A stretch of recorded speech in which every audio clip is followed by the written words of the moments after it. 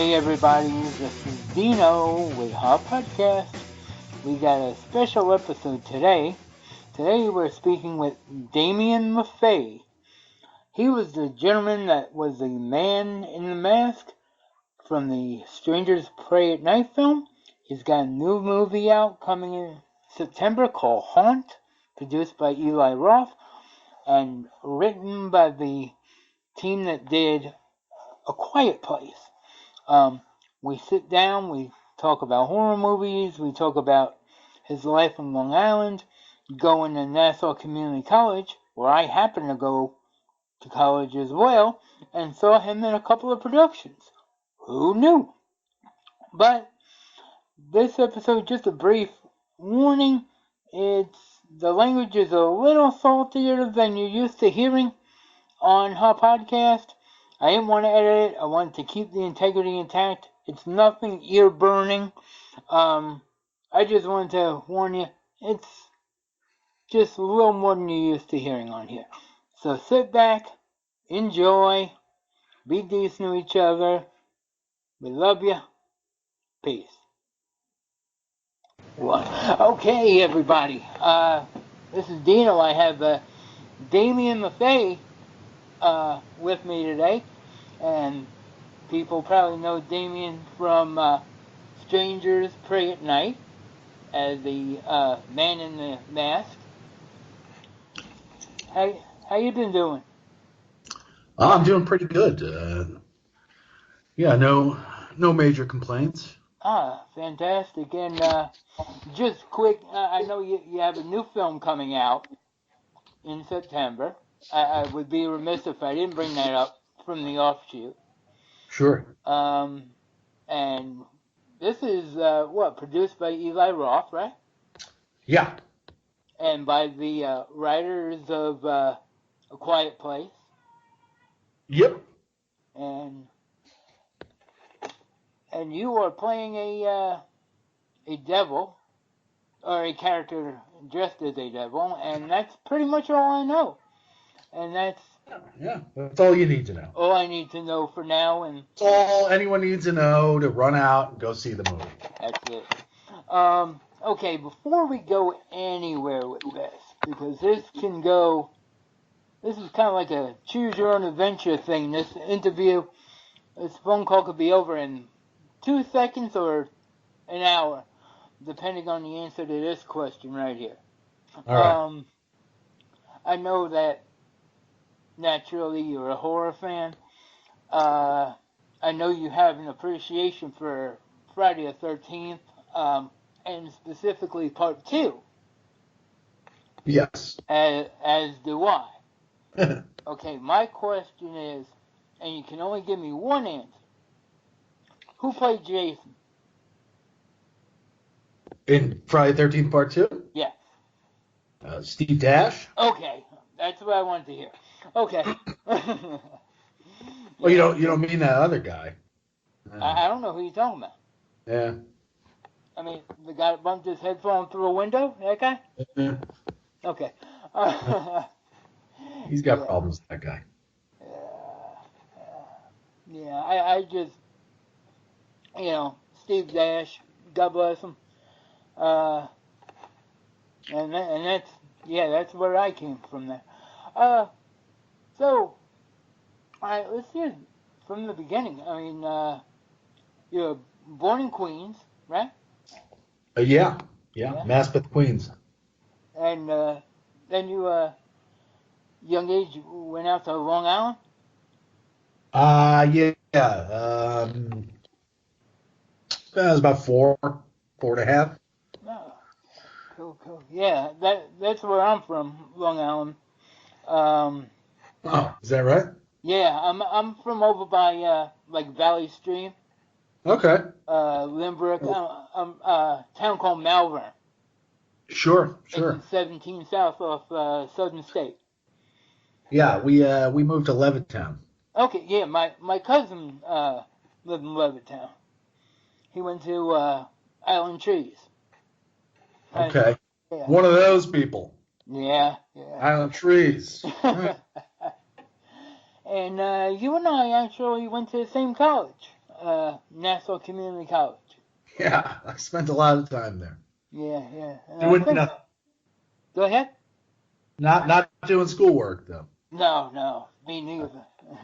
And I think I'm about 3 years older than you, but it took me about six years to finally get my associate's degree. So Well, you got it though. I mean, yeah, I did, and so we probably overlap, and we definitely overlap there, I guess. Yeah. Yeah, and I took a lot of film classes over there, film appreciation, documentary classes, and all of that.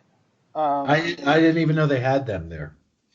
Yeah, it wasn't. It was at first I was a mortuary science major. Right. I knew they had there. Yeah. Because I knew someone that went there to become a mortician. Oh, okay. Yeah, so I did that, and then when I went back and I got my degree, and then I went back and then went for communication, and then just took a bunch of film classes and children's lit and stuff like that. And but yeah, a lot of fun. You know, that's why it took me 6 years to get my degree. You know, hanging out in the quad. You know, I was the 300-pound guy trying to play hacky sack. You know. But, I remember you. Yeah. But yeah, and I took a few of those theater classes there. I wasn't involved in any of those productions, but I saw a few. You probably saw me. There was one I remember with, I know it had like Trotsky with an X in his head. All in the timing. Yes, and it had the Philip Glass. Yeah, I was in that. Yeah, okay. With my best friend Brian, who had the axe in his head. Oh, okay. Yeah, that was funny. I liked that one. Yeah, that was a good play. I was in the first one with the bell. Okay. Yeah, I was in. Yeah, that was a good one. That was a guest director. Came to school and did that one. Oh. Okay, and then I think the same year, is that the same year they did the Neil Simon play? Which one? Oh, the one about the writers. Yeah, Laughter on the 23rd Floor. Yes. Yeah, I was in that too. Okay, yeah. So, yeah, saw that one. That was the best part of that. I mean, certainly if you saw that, you left thinking about me. Did I? I think so. I was pretty funny in that. Okay. That was one of my first shows there. That was probably my second show or something there, maybe. I don't know. I did a lot of shows there. Wow. Cool. I still hold the record for most shows done there because I wasn't doing any schoolwork. Mm-hmm. So I was just doing shows. So I probably did about 25 there. Oh, wow. Yeah. Yeah, man. That is a small world. Yeah, so what got you into, acting in general? I mean, was it something that you wanted to do from a little kid, or something that kind of developed along the way?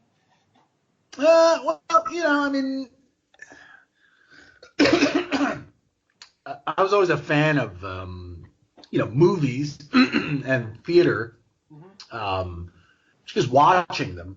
My mother was a big fan of both those things, so, and she was pretty open to watching anything.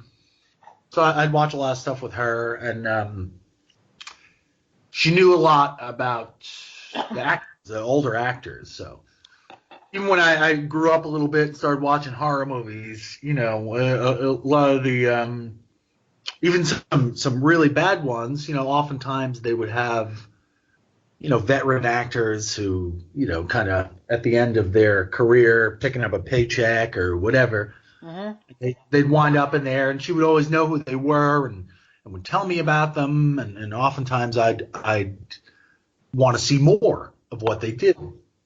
So, and I would always kind of place myself in the movies, want to be in there. Right. I hadn't really thought about acting yet. I just knew that I wanted to be in there. And then it wasn't until, probably high school, I took an acting class. I don't know why, but I think I probably intended to just sit in the back. But I mean, I was always a good reader, an avid reader, and could always make sense of things I was reading quickly, and that's a good thing for someone, reading a script off, from the get-go is being able to make sense of things. And when you take that, when I was taking that acting class that first year, you had to audition for the school musical. So I did, and that was Annie, and I got a very small role in it, and I didn't do it. I was playing baseball, I think. So I didn't do it. But then the next year, I took the second level of whatever that acting class was, and I had to audition again. And that year it was Little Shop of Horrors, and they cast me as the voice of Audrey 2, the plant. Right. And I did it. And it was great.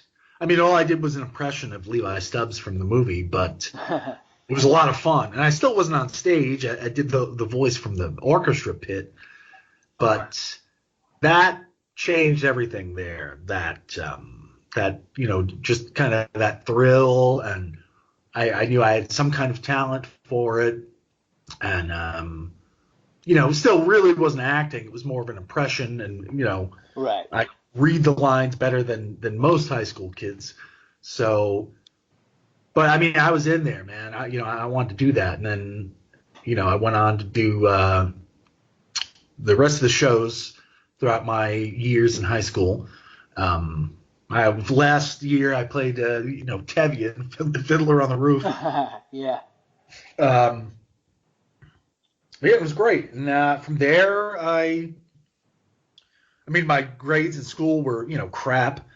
So Nassau Community College was all I was going to do. Yeah. And could afford.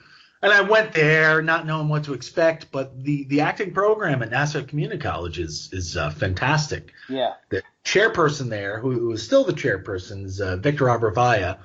And I auditioned for a play there, and he was the director, and I got cast. And I thought, I was hot shit. And he's just brilliant. So, I didn't know anything. The raw skills were there, but right.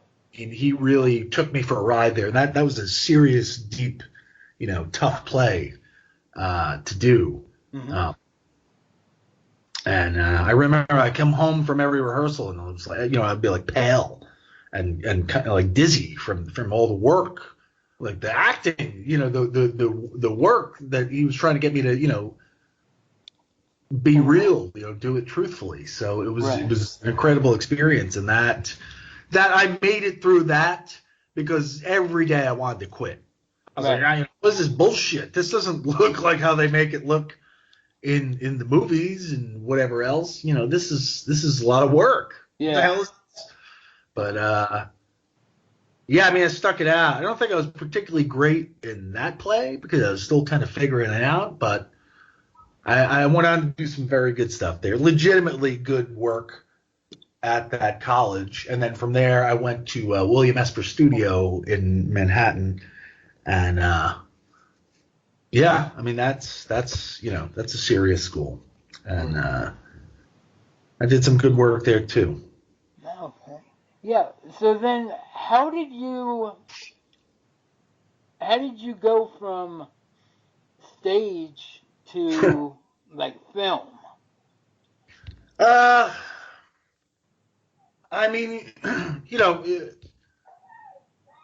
I mean, you're an actor. You're just trying to do whatever work you can. I mean, I love the stage.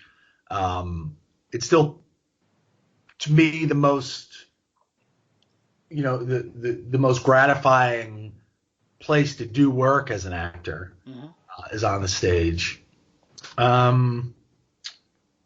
I mean,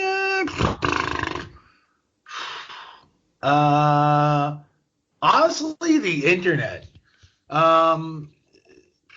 When I was, it was probably 2000 or something. It was like, whatever it was like I was hanging out in an AOL horror chat. Uh-huh. AOL used to have chat rooms. That was where we went to, sleaze around and talk to people. Yeah. But like I met mutual horror fans and some people were starting out in the business too. So, we just like talk and there was one effects guy, Marcus Cook, and he was like, I'm coming to New York. I was hired on to this German splatter director's first American movie. And it's called Nikos the Impaler. And I was like, oh my God, I got to get into that. I was still in acting school. I was like, I got to get into that. And he was like, I'll throw your name in there. And he came back and there was like, yeah, they want you to play a cop. And that really should be your first clue is when, they just cast you based on someone like an effects guy's suggestion. Right. But so I showed up the day they asked me to, and they gave me this blue kind of work shirt, and they stapled a NYPD a paper badge to my sleeve, and yeah, and I'm in that movie, Nikos the Impaler, with Felissa from Sleepaway Camp. Okay, yeah. That's the Rose. Yeah. Yeah. Oh. I mean, Phyllis and I, I could take a touring show. I could tour the world talking about Nikos. Like I could do a one-man show talking about that movie. I'm in for 2 minutes, but I was on set for quite a few days, and it's a disaster. But that was my first movie, I think. I think they were supposed to give me $50, but I never got paid. Oh. Yeah, so that was it. And I mean, that's how I thought movies worked, I guess. And yeah, you audition for whatever. Like, I'm in my head, I'm right for this part. You see a casting call, you audition for it. Now me, so a mutual friend's friend was directing a movie in upstate New York. They were from California, but they were going to shoot in upstate New York. A movie called Ghost Lake, or I don't remember what it was called when we were filming it. Mm-hmm. But that same effects guy from Nikos, he was doing the effects on that movie. So like I knew two people involved or that had connections to that movie. And I was like, I want in on this movie. And so I contacted the director and I was like, yeah, let me audition. And he sent me the scenes for parts he was casting. And I videotaped them with my mother reading the other parts. And yes, so I recorded them and I put the tape in the mail, and I mailed it off to him. And I didn't hear back for a while. And then I emailed him. So you got to send the tape off, but then you can email him. And he was like, yeah, I got your video. I like this and that. But there was no commitment. I didn't get the part. He was like, I don't know. I didn't really know what he was doing.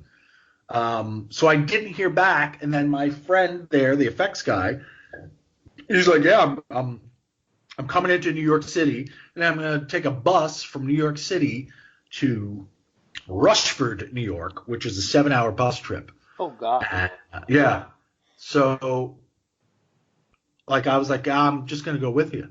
I'm just going to show up on this movie and kind of try to force myself in there. So I did. Like, I just showed up in nowhere upstate New York, and I was like, surprise! And then, like, I had to audition again against, like, locals from upstate New York, and I just got the part. Like, just managed it. And then I was there for the whole shoot, and I wound up, like, running sound at one point and helping him with effects and like everything. I was doing everything but direct and hold the camera. Mm-hmm. And anytime like a spooky hand needed to be in there, like he'd do my hand up. So I mean, I did it. Oh, and I shot all behind the scenes footage. Anyway, that's a movie called Ghost Lake, and then that because I did like so much on that movie. That director went on to do a movie called Close for the Season, about 2 years later or a couple of years later, and he offered me the male lead in that. So it was a little more money and a really cool location, this abandoned amusement park in Ohio. So I went to do that movie, and they paid me and stuff, and it was an interesting script. But the line producer on that movie, it was his first producing job. Was this guy John Wagner, who I immediately kind of hit it off with, like in the middle of this abandoned amusement park in Ohio. And we got along, and we became good friends. And John went on to he would produce things like Bone Tomahawk, Starry Eyes, Strangers Pray at Night, and Haunt. Okay. So that's the story of my life there. Okay. And that's then, how I wound up where I wound up. Okay. Cool. Yeah, like I have a friend of mine that does effects, and he ended up falling in with like the viewer Skew, Kevin Smith, that whole thing, yeah. And he went in there as hey, I'm an effects guy, and he's like, well, I don't need an effects guy. He goes, oh, okay, well, I do storyboards. He's like, oh, you do storyboards? So he ended up doing some effects, doing some storyboards, getting a small role in their film Vulgar. Yeah. And just kind of following with them, and now he's got his own, workshop, effects workshop and stuff like that. So yeah, he's kind of like fell in with everything and became a jack of all trades. Well, that's how they used to do it back in the day. Is just kind of force yourself in there. I mean, if you have the talent, you keep pushing yourself. You don't be a dick about it, but right. You just keep trying to. You show that you're hungry there. Maybe something happens. Right. So like you said, then you got in with Strangers Pray at Night, which I'm gonna be honest, the first movie I respected, but I wasn't really a fan of it because I guess as a guy it kind of insulted me. Not that I should have been, but I was kind of being a dick. Mr. Machismo, oh, this guy made a stupid decision, blah, blah, blah, blah. So the movie pissed me off because of the piss-poor decisions that I'm sure I wouldn't have made if I was in that situation that I've never been a part of and have no way of knowing what I would do. You know what I'm saying? Of course. So, because I was talking with someone and they said, well, who would you be in a horror movie? I said, honestly, I'm that idiot that would go and investigate a strange noise holding a wiffle ball bat. I'm that fool, because I've done it. What's that sound? I don't know. When I grab the first thing and it ends up being like a toilet paper roll or something like that. Like, you don't know you're in a horror movie. I mean, something's happening outside your house. Yep. You don't know that there. I mean, there's no werewolves or space clowns or whatever the hell. So yeah, I always send the dog out first.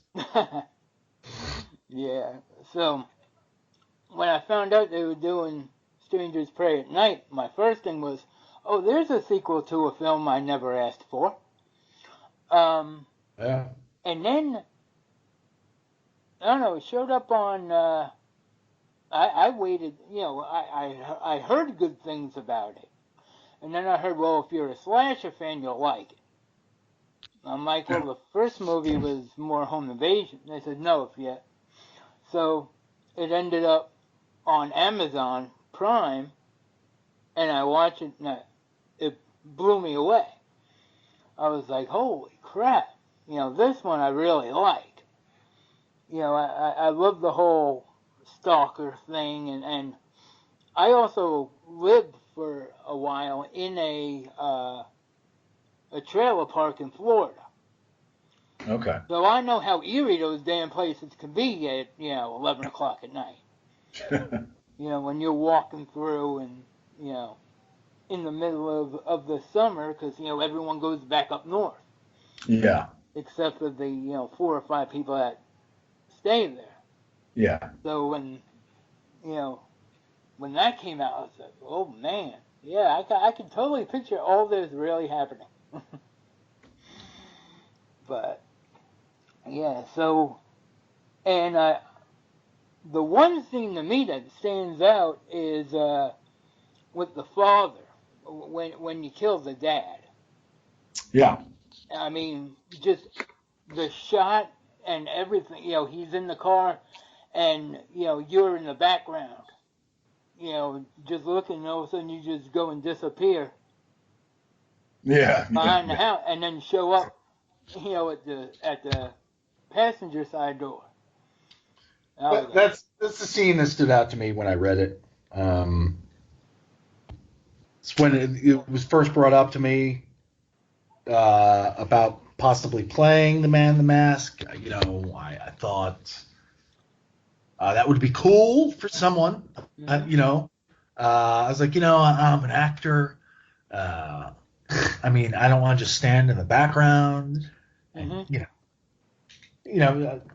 I'll be like and watch other people acting, Right. But they sent me the script anyway, and I read it, and I got to that scene, and I was like, well, I mean, it's still not acting, but this is kind of cool.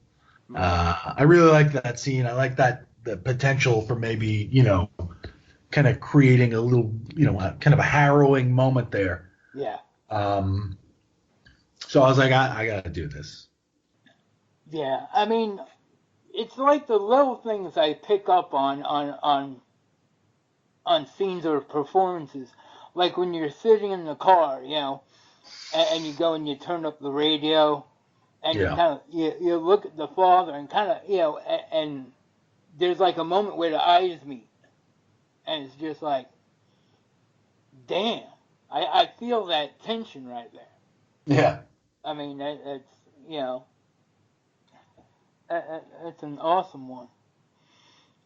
And Yeah, it was a good one. That was the first thing I shot on that movie.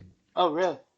And it was just me meeting Martin there for the first time, but he was great. He was just like, give it to me, whatever you got. Mhm. So yeah, it was a good experience. Yeah. It was fun. The movie was just fun to do. Yeah. So now I got a question about. Do you write your own in your mind? Do you have a backstory for the Man in the Mask, or No. you just show up and are in the moment the best you can? I mean, it, it was talked about, briefly between Me and a couple of the people on set who were fans of it, or who were curious. Mm-hmm. But I mean, I can come up with all the backstory I want. Someone's going to write a sequel, and it'll be gone. The it doesn't require Right. backstory. It requires, like what are these? What's driving these characters to do what they do, or not? What the hell are they up to? Right. And I'm like, yeah, I mean, you think about, their everyday lives. Do they have a family? Do they work in an office? Do they work in fast food? Think about that kind of stuff. But I don't know. Maybe it's probably bad acting to not have come up with a whole backstory for them. But yeah, I mean, it's just a waste of energy Okay. for that.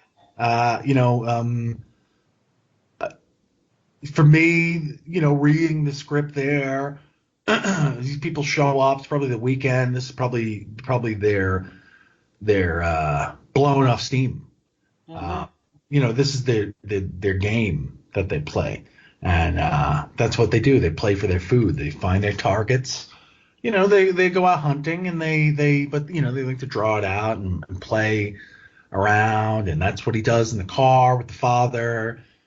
Just kind of playing with the food and Right. just reveling in it. But then the tables get turned on them.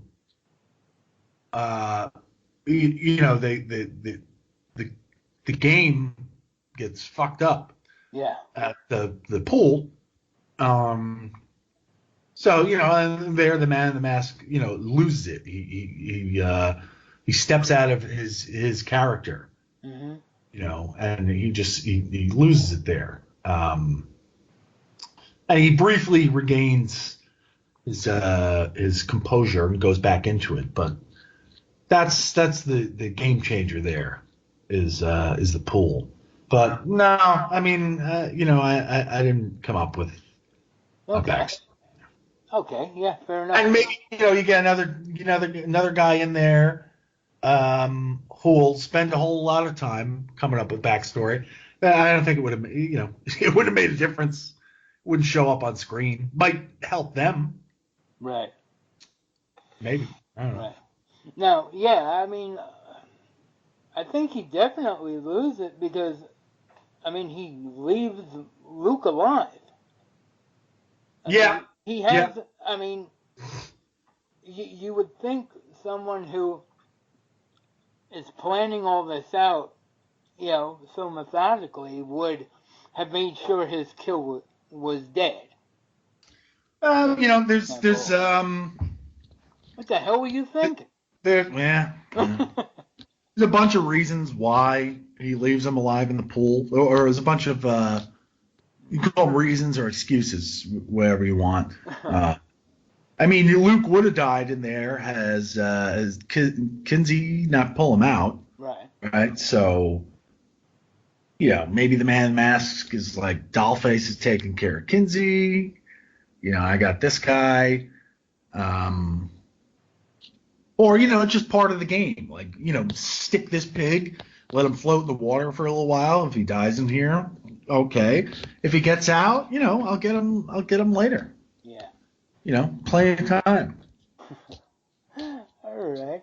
Now, okay, going back to your loves, I know you said your mom kind of was a big, influence on you as far as your love of film. Yeah. Now, you grew up with horror as a kid? I mean, I would. I mean, my mother was a fan of the genre, or classics of the genre. Right. I definitely saw Alien. Probably way too young. Yeah. She was watching The Exorcist once, and I was kind of like sneaking there watching it. Yeah, but I don't know, for whatever reason, it was a genre that appealed to me. So yeah, I'd sneak downstairs in the middle of the night, 1, 2 in the morning, and watch any horror movie that was on TV. And then when, I'm trying to get them to rent movies for me at the video store. And then eventually I rent my own movies at the video store. Even though I was only, 13 or whatever. Yeah. See, that was kind of the way it was with me. My mom wasn't a horror movie fan, but she read everything by Stephen King. Yeah. My parents were divorced, and we didn't have cable at my mom's house, but my dad did. Huh. And, my dad, it was the weekend, so my dad would take us to go see everything. Yeah. My dad, back in 78, took us to see Invasion of the Body Snatchers. And that That's a movie good one. That's screwed me great. up as a little kid. I was afraid to go to sleep because I knew I'd be replicated, Yeah. Yeah. Absolutely. And then in 82, he took us to see The Thing. Oh. And, I mean, at that point, I was, 8? What? So, yeah. It's a good movie for an 8-year-old. Yeah, I saw that. Definitely a little too young in that kind of... How old were you when you saw Invasion of the Body Snatchers? You were... 4? Must have been boring. You must have been bored out of your mind. I think I napped during most of it, but when I woke up, it was like when the people were getting, replicated, when they were falling asleep and. I mean, my parents would take me to the movies, instead of getting a babysitter. They're big fans of the movie, so I went to the theater with them to see everything. I feel like for a couple of years there, they assumed I wasn't paying attention. Mm-hmm. Just give me popcorn and candy and soda. But I mean, I was paying attention to everything, so I saw Full Metal Jacket. And whatever else. I remember they took me to see Chariots of Fire, which is like, what a boring pot. I mean, even now, today, I'm like, holy shit. Yeah. How did what a great kid I must have been to sit through this movie. Yeah. So, yeah, I mean, they took me to stuff like that. Like The Shining and The Drive-In, I think. I didn't get to see The Thing, though. Yeah. I remember. That's a movie my mother wouldn't have gone out of her way to see. Although she did enjoy The Thing. She liked The Thing. Yeah, I remember we saw Jaws 2 at the drive-in over in Westbury. And yeah. And I don't know why I remember. Like I said, I was probably about 4 or so, and it might have been during a re-release or something. But I remember going. Yeah. And but like I said, he had HBO and all that, so I Sure. Swamp Thing was on a million times. Well, that was the whole thing. Like, there are movies that will pop up. Now I'll like a title, someone will say something, or it'll pop up, and it'll automatically registers with me. Like, I've seen this movie that I don't even like 60 times because HBO would just play it every 3 days. Yeah. And I would watch it every time. Like, how many fucking times can you watch Meatballs 2? Yeah. Yeah. With that alien. Yeah, Meathead. The guy in the dress flying and boxing. Oh, yeah. But it had the chick from Escape from Witch Mountain in it, so. Right. What's her face? Kim Richards. Yes. Yeah. Well, housewife now. Housewife of something. Oh, yeah. Yeah. Oh, she was in Halloween. She was in she's in Assault on Precinct 13. She gets shot at the ice cream truck there. Yes. Kim Richards. Yep. Yeah, she's the little girl in Halloween. Like, there's Tommy Doyle. Oh, really? And then there's the other girl. Oh. Because she wanted to be in this new Halloween. Like, she was like, I want to be in the new Halloween. And they were like, no. So she had a little run there of things she was in. Yeah, I didn't realize that was her. Yeah. Okay, Lindsay. Yeah. Lindsay. Yeah. I Yeah. did not realize that. Oh, okay. Yeah, I know that Danielle Harris wanted to be in the new Yeah. ones. Yeah. And, I God love her, but the fourth film, the fourth film, I like her. I think she was very good in that one. She was probably the best thing in that one, in my opinion. I think Loomis was chewing up the scenery more than he ever did. And I think the franchise completely took a crap after that. Well, I mean, as far as the Cult of Thorn timeline goes. the Halloween sequels aren't, exactly my forte. I remember in the fifth one, Michael is sitting in jail with his mask on.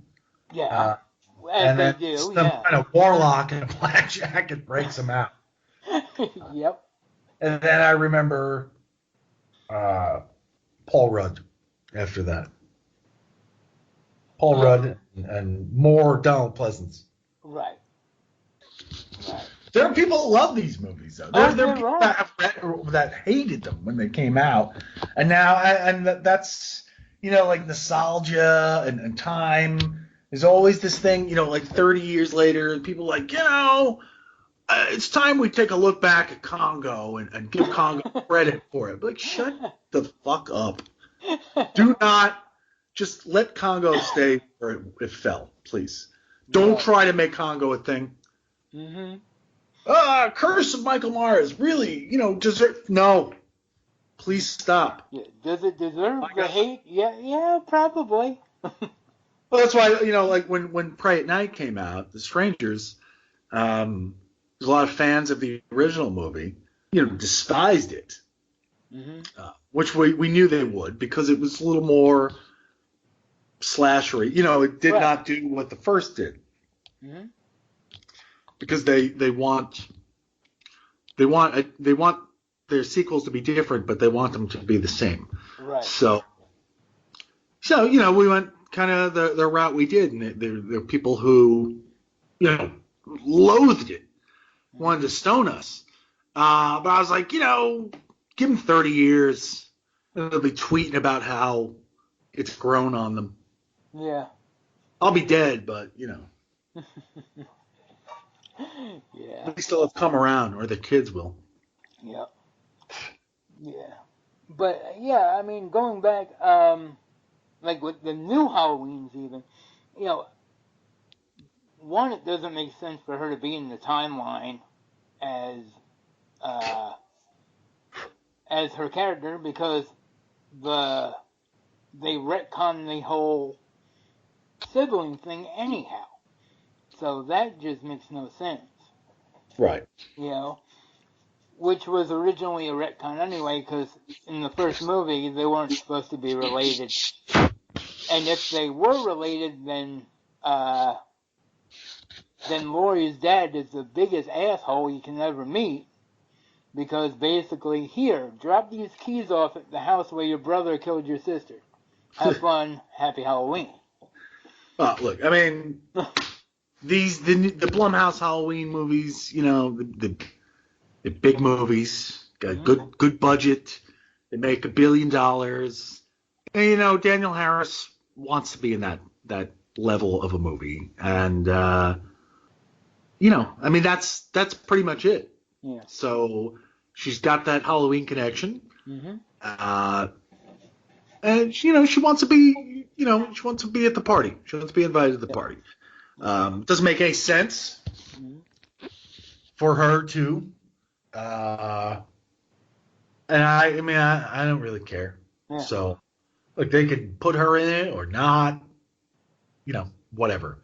Yeah. But I she stirred up a little thing there, I guess, because fans, online will flock to anything if they think maybe someone will like tweet at them.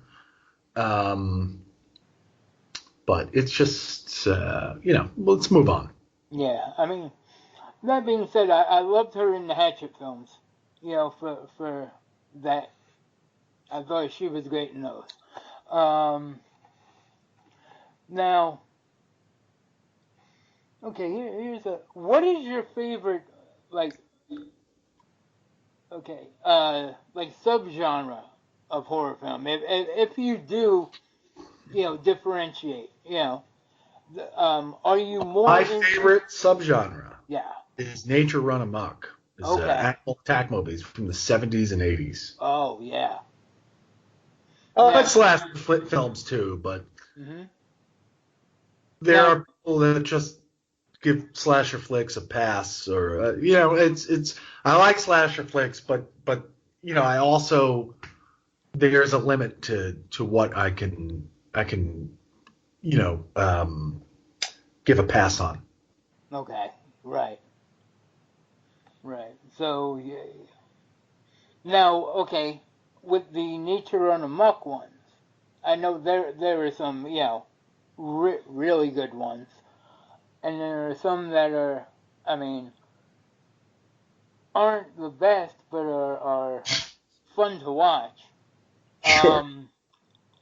Like something like, of course, you've got Jaws, which is just, in my opinion, a perfect movie. Of course. A miracle that it was made. Yeah, indeed. Considering they had, it was based on a subpar book, and in my opinion. That's right. Huh? That's correct. That book is not very good. And it's even worse when you've seen the movie. Yeah. I mean, Carl Gottlieb is like a patron saint of screenwriters. What he decided to come up, on a daily basis. Well, I mean, if you're like me, I saw Jaws, as a baby. Yep. And then I read the book later on, which was, oftentimes I try to read, I'll read the book and then they'll make the movie. Right. But I read the book afterwards and I'm like, oh, geez, all these characters are awful. Yeah. What a group of unlikable little shits. Yep. Everyone in it is it's just a book about assholes, and also there's a big fish. Right. So I would like to read that book again because I read the book and I was like, wow, like Chief Brody's just unlikable and Hooper's unlikable. And Quint is just, also an asshole, which he is in the movie. Right. I should give the book another shot there, because I am a big fan, a supporter of movies, departing from books and doing their own thing, an alternate universe. Yeah. So I'd like to read it again, but yeah, that's definitely my take. Right. And then. So what do you feel about have you ever seen Tentacles? Who are you talking to here? Of course I've seen Tentacles. The star-studded tentacles? Yeah, what? In fact, Peter Fonda just died today, so, his father literally phones in his performance in Tentacles. Yes. Oh, yeah. Shelley Winters, John Huston, Bo Hopkins, I mean... Yeah, well, I don't...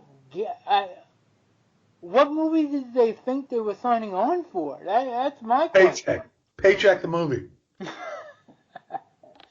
Yeah. And then actually today I was watching The Last Shark. Oh, with that's with Vic Morrow? That's with Vic Morrow. I was like, oh my goodness. That's a bad one. Oh, wow. Yeah. Tentacles there's some fun that can be had with Tentacles. Yeah. Last Shark is not fun. No. I mean, I've never been which is going to be an interesting statement on the heels of me saying that nature run amok films are my favorite subgenre. I've never really been a so bad it's good kind of I really can't enjoy. I don't enjoy movies like that. I'm not like, oh man, I gotta watch insert awful movie. Right. You know, oh, it's a hoot. Like Troll 2, which is with the grandfather of the bad movies, right? Mm-hmm. So yeah, I mean, The Last Shark, as a completist, I've seen it a couple times. It's some crap. Yeah, but I've seen them all, man. Oh yeah. I mean, I have posters. I have all the novelizations. Oh yeah. yeah. I mean, and there. It's funny because it's kind of like the the Family Guy joke when Peter falls and holds his knee and goes, Yeah. ah. I mean, Yeah. it's bad, and then it becomes so bad it's good, and then it goes further into no, it's just really bad now. Well, it's Like, great because it's like the most extreme thing there because when they got like stock footage of the fish, and then the worst shark ever made. oh yeah, It's just popping up out of the water, just like poking his head out of the water. It's great. right. Great. At least Spielberg knew his limitation. Like, crap, the shark ain't working. Yeah. Let's show a whole lot less of it and imply a Last lot. shark, the shark isn't working. Just poke its head out of the water. And that movie got sued, and I think we're lucky as a human race. There's even a version out there we can see. Yeah. Oh man. Yeah, but I mean, and like you said, as far as the so bad it's good. I mean, so bad it's good, but then you get that extreme where it's not like okay, like the first one or two Sharknado movies, they they knew what they were doing. Well, that's those are intentionally bad movies. Right. But then Um, they even went and became a caricature of themselves, I've never seen any of them. which, oh, it got like completely, like, okay, I was with you I was in on the joke for 1 and 2. Yeah. Now you're just insulting me. Yeah, I definitely don't do the intentionally bad. Uh, I don't that doesn't make sense to me. right. Like it's not for me. Yeah, that whole, I guess you call them maybe the sci-fi era of animal attack movies. Mm-hmm. Yeah, I don't really count those. I mean, Yeah. they don't enter into my fandom. Yeah. Yeah. Giant hybrid thing versus giant hybrid thing. Yeah, not for me. Yeah. And Someone's watching them though. yeah. I wouldn't want to be friends with any of them, but someone is. Yep. I mean, the 50s had a great, run of, with the Atomic Age, Yeah. giant creature stuff. And then, are you familiar with Larry Blamire and his movies? I am. I mean, I'm a fan of all his stuff because I think when he does, there's a genuine love letter to these movies. He genuinely loves something like Robot Monster Right. and Plan 9 that he will go out to Bronson Canyon and make these movies. Right. Or meet up with Ray Harryhausen and do something like Trail of the Screaming Forehead. Yeah. And I mean, our last episode we did a whole thing on him, and I've had the pleasure of meeting him a couple of times. Oh. And just a great guy. I met him and his wife Jen, and just fantastic people who love the movies, and just enjoy having fun with them. Do you like zombie films at all? Like the good ones? Sure. Okay. Now, what is your zombie flavor? Plain or peanut? I mean, I like any good movie, so if it's good, Right. I'll give credit. Yeah. So I'm sorry, your question was?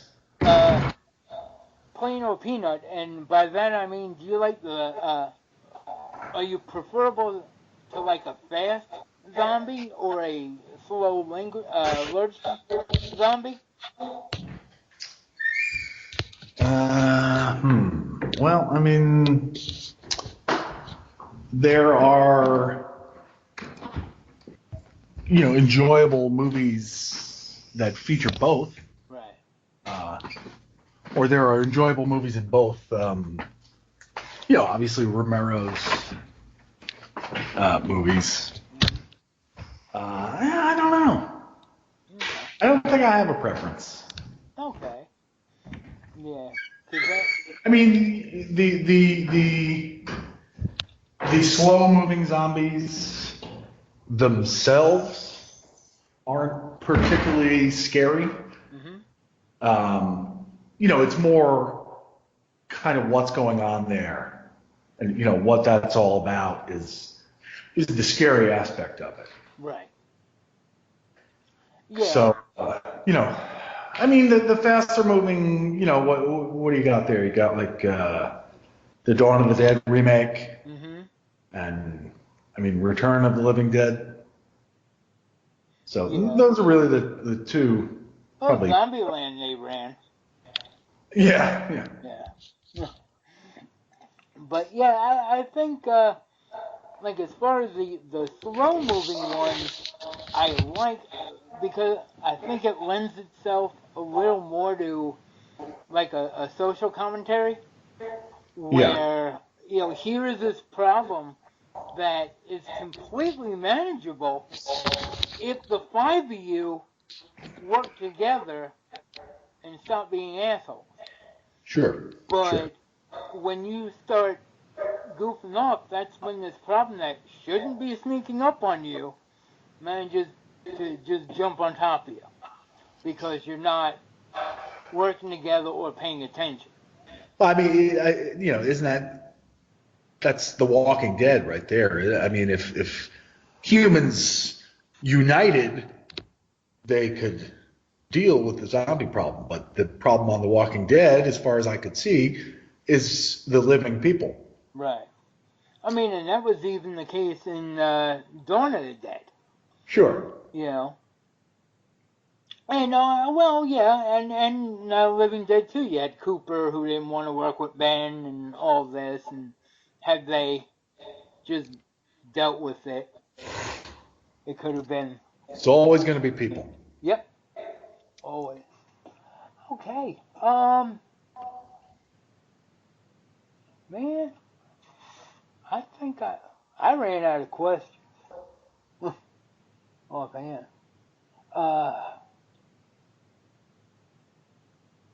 Cover that.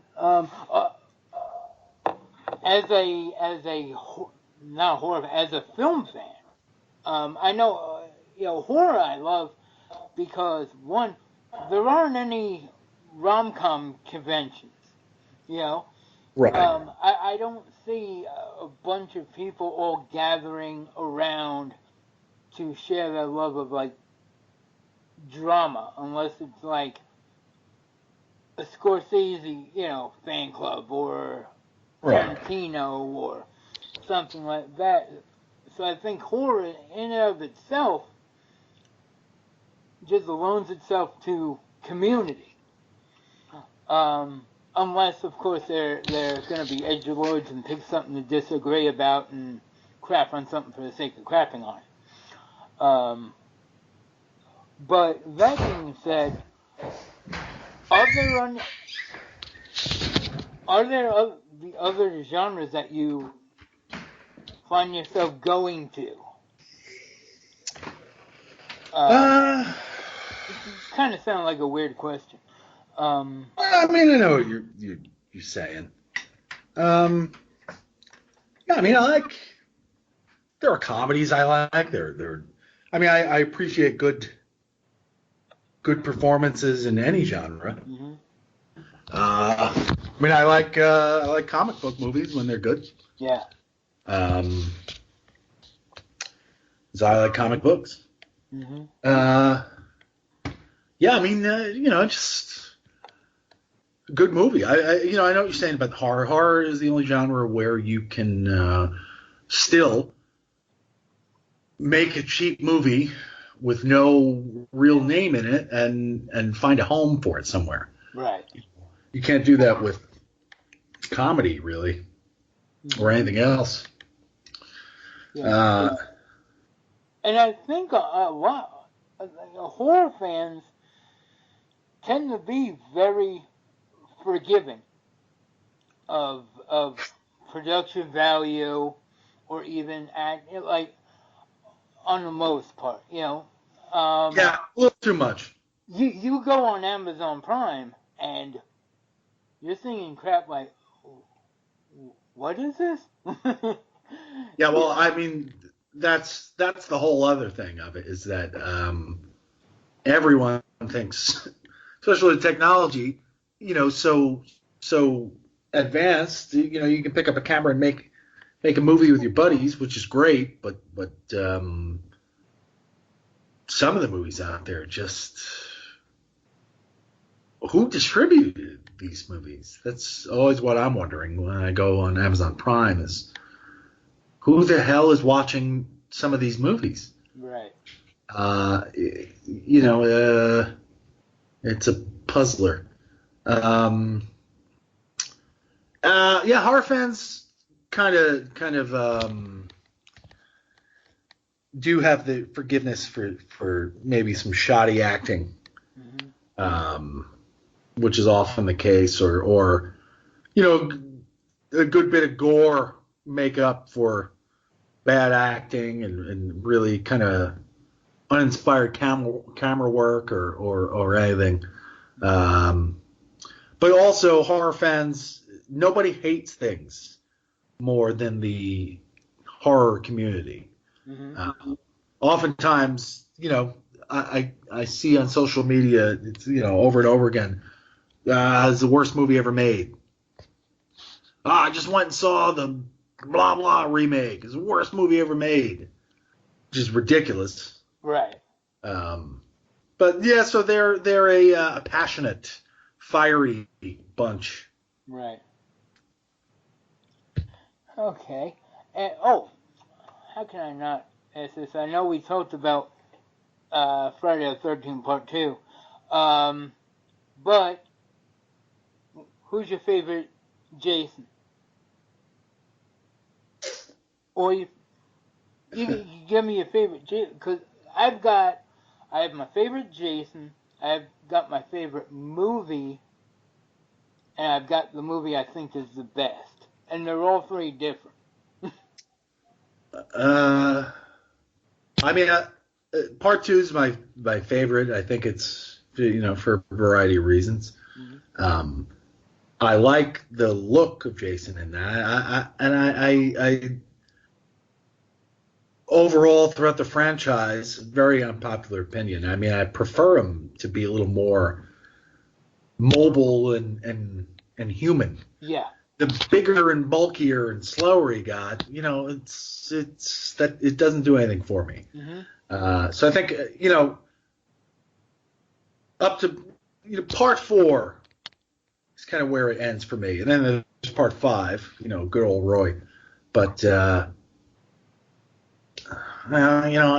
just go for part 2. I like part 4 as far as slashers go. It's definitely one of the better ones, and what's his face, Ted White, in that, he moves. He's dangerous. He's lethal in that.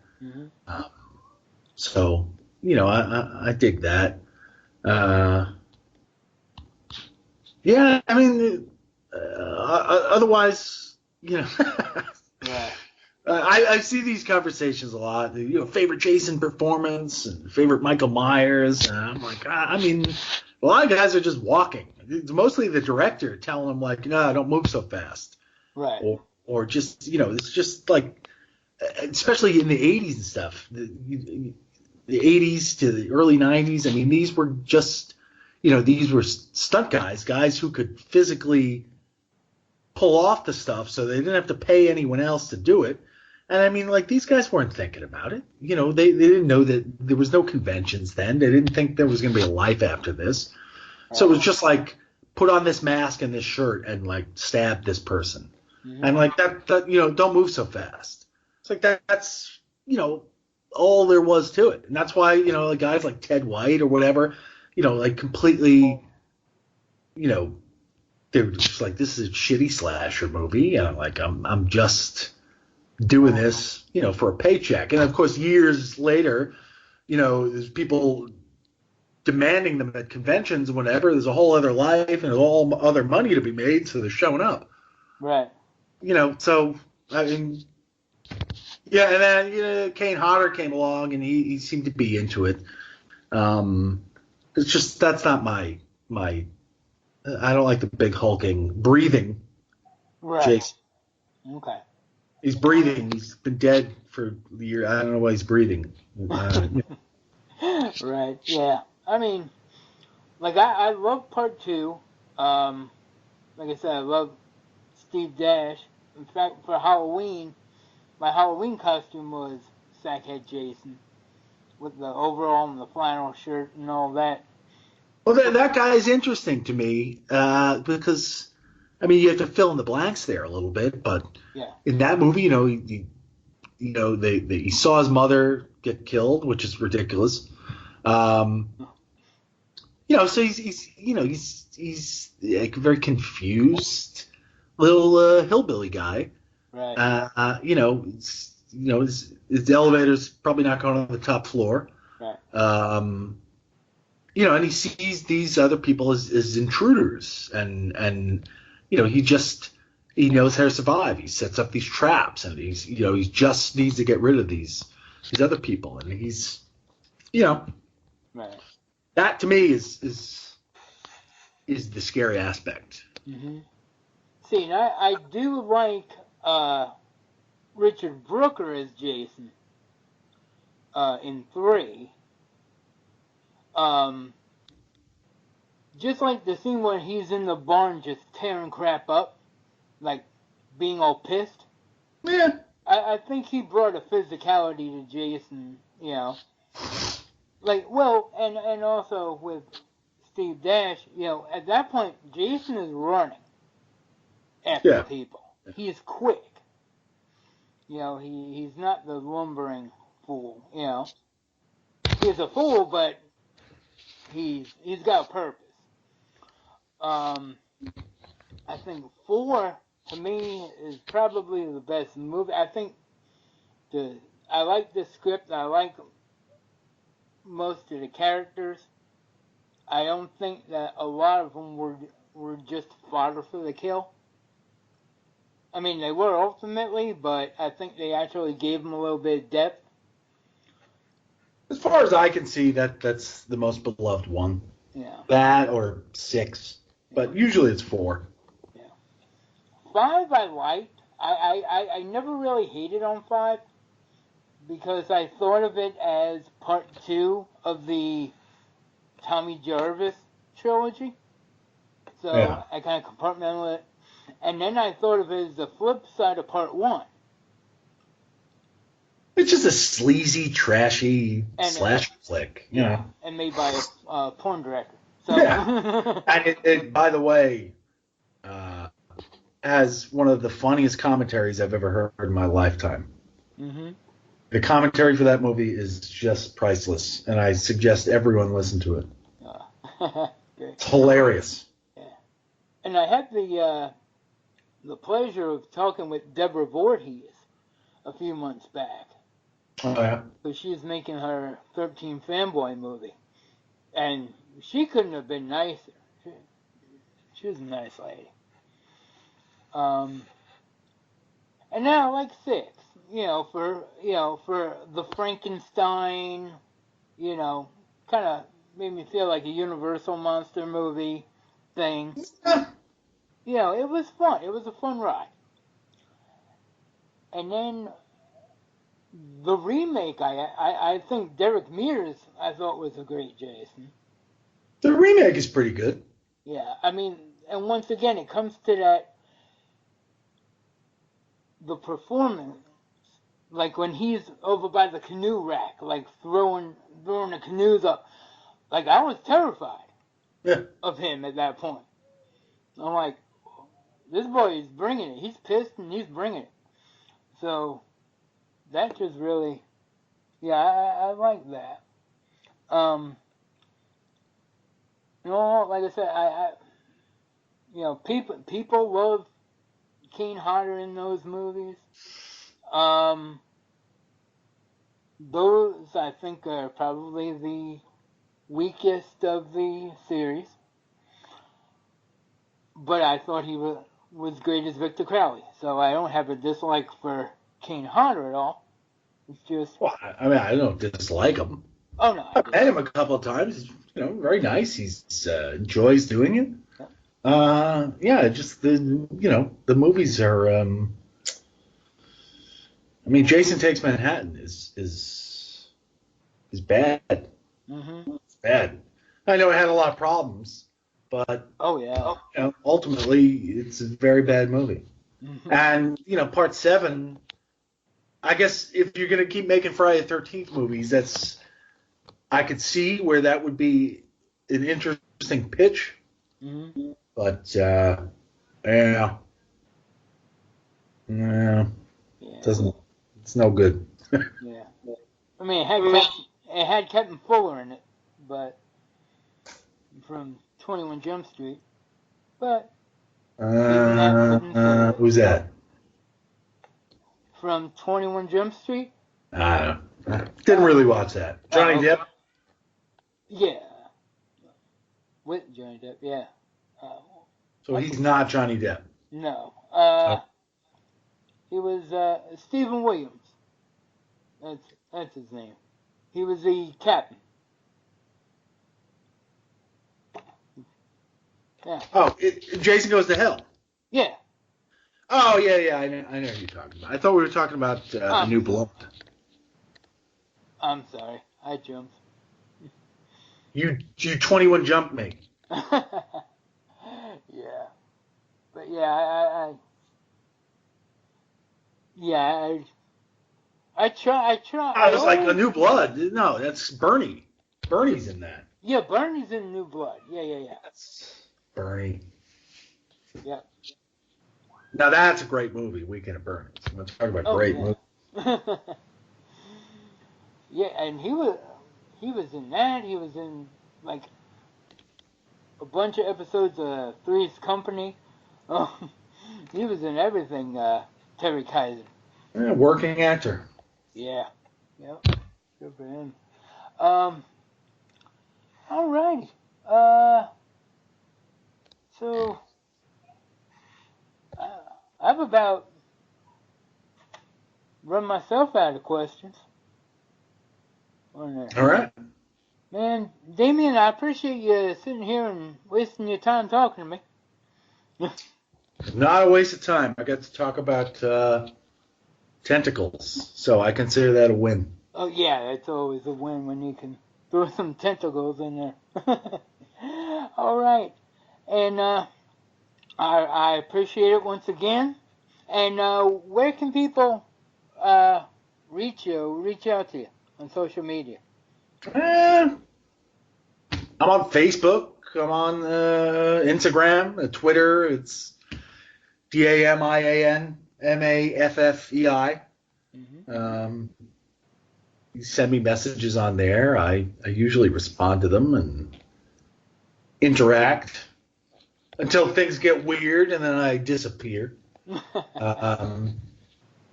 Just don't send me boob and penis pictures. I am full up on those. Thank you. All right. Let me make a note. Yeah. I'm good on those. Uh, uh, any body parts really. all right.